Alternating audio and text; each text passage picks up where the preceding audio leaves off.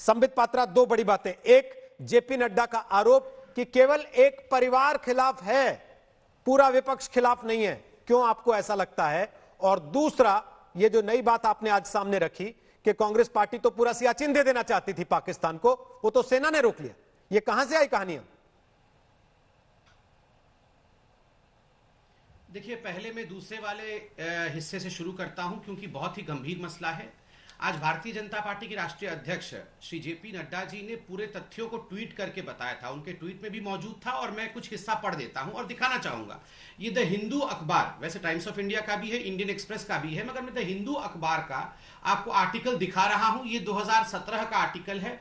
श्याम शरण, जो कि हिंदुस्तान के बहुत जाने माने फॉरेन सेक्रेटरी रहे हैं, उनको लेकर यह आर्टिकल छापी गई थी। उन्होंने एक किताब लिखा था, missed opportunity to solve Sir Creek dispute, और उस किताब में इसका वर्णन है। मैं कुछ इसका जो विषय है जिसको नड्डा जी ने बोला भी है, मैं उसको उद्धृत करता हूं। India and Pakistan nearly came to an agreement on delimiting the Siachen glacier at least 3 times, 1989, 1992 and 2006, says Foreign Secretary Shyam Saran in the book released by the Prime Minister Dr. Manmohan Singh on Wednesday. इसमें सबसे बड़ी बात है, how India sees the world, Kautilya to 21st century. Mr. Saran records the crucial meeting of the CCS Cabinet Committee on Security on the eve of India-Pakistan Defence Secretary level talks in May 2006, where the draft agreement that has been approved by the army and other stakeholders was to be discussed. However, he said two crucial players, the then NSA M.K. Narayanan and the then Army Chief J.J. Singh, made last-minute interventions to cancel the proposition. When the CCS meeting was held on the eve of the Defence Secretary level talks, Mr. Narayan launched into bitter offensive against the proposal, saying that Pakistan could not be trusted and there would be political and public opinion opposition to any such initiative, that India's military position in the northern sector vis-a-vis both Pakistan and China would be compromised.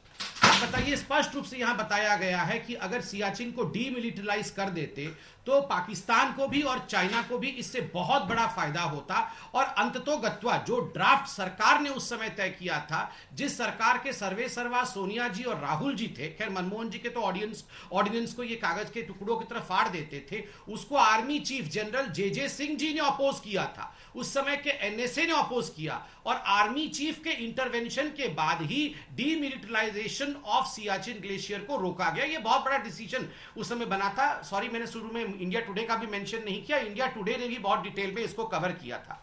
आपने दूसरा प्रश्न पूछा कि बाकी opposition को हमने क्यों अलग रखा है और केवल कांग्रेस में एक परिवार को क्यों हमने एक साथ खड़ा किया है। देखिए, जहां तक ऑल पार्टी मीटिंग का विषय था, आप याद करिए, ऑल पार्टी मीटिंग में सभी पॉलिटिकल पार्टीज ने, बल्कि यह सुनने में आया कि एनसीपी ने उल्टे राहुल गांधी और सोनिया गांधी से सवाल पूछा कि इस प्रकार के सवाल नहीं पूछने चाहिए कि क्या इंडिया ने अभी सरेंडर कर दिया है। सभी पॉलिटिकल पार्टीज, यहां तक कि मायावती जी, अखिलेश यादव जी, नवीन पटनायक जी, इन सब पॉलिटिकल पार्टीज ने ये कहा कि हम सरकार के साथ खड़े हैं। कुछ पॉलिटिकल पार्टीज ने यह भी शब्द इस्तेमाल किया, कोट अनकोट, अनकंडीशनली, हमारे कोई कंडीशन नहीं है, हम आर्मी और सरकार पर पूरी तरह विश्वास करते हैं, इसीलिए हमने परिवार की बात की। ठीक, राजीव त्यागी, दोनों सवाल आपसे भी वही जो मैंने उनसे पूछे। क्या आपकी सरकार सियाचिन दे देना चाहती थी, एक, और दूसरा, क्या यह सच है कि विपक्ष अलग है और कांग्रेस पार्टी अलग राग लेकर चल रही है?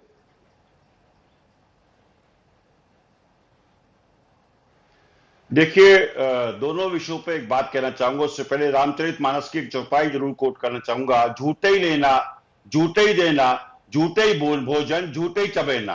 तो भारतीय जनता पार्टी पे ये जो चौपाई है, कायदे में बिल्कुल सच बैठती है कि सुबह से शाम तक झूठ बोलना, उसके अलावा कुछ नहीं। रोज जी याद करिए, जिस टाइम भारतवर्ष बांग्लादेश के साथ एक पैक्ट कर रहा था, जमीन समझौता कर रहा था, उस वक्त भारतीय जनता पार्टी ने पूरा हल्ला मचाया था, पार्लियामेंट से लेकर पूरे देश में। और भारतीय जनता पार्टी जब मोदी सरकार सत्ता में आई तो बांग्लादेश से जमीन समझौता जो किया गया, उसमें ना तो कोई फुल स्टॉप चेंज किया, ना कोई कॉमा चेंज किया, और जमीन का आदान प्रदान बांग्लादेश और भारतवर्ष में हो गया। तो भारतीय जनता पार्टी से मेरा सवाल यह है, माय डियर फ्रेंड, कि जब आप सत्ता पक्ष में रहते तो आपकी भाषा दूसरी होती है, और जब विपक्ष में होते हैं आपकी भाषा दूसरी होती है।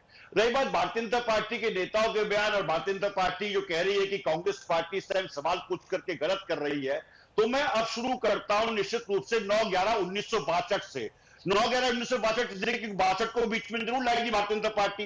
तो उसमें भारतीय जनता पार्टी के शीर्ष नेतृत्व अटल बिहारी वाजपेयी ने चीन के साथ युद्ध के बाद जो वक्तव्य दिया उसकी 3 लाइन पढ़ देता हूं। पहली लाइन, मुझे देखकर दुख हुआ कि हम संकट की घड़ी में भी हम स्पष्ट मानने को तैयार नहीं है कि चीन के इरादों को, चीन की सैनिक तैयारी को और चीन के अतिक्रमण को सही रूप से समझने में हम कामयाब हुए।